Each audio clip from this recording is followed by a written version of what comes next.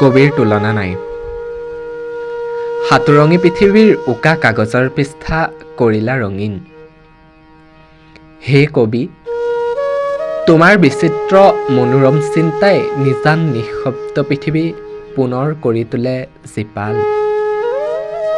হে কবি, তোমাৰ সেই অনুভৱী চিন্তা উদ্ভাৱন হয় ক'ত? তাৰ বাবে নাস্তিককো ধাৰ্মিকলৈ পৰিৱৰ্তন কৰা। হে কবি, তোমাৰ তুলনা নাই।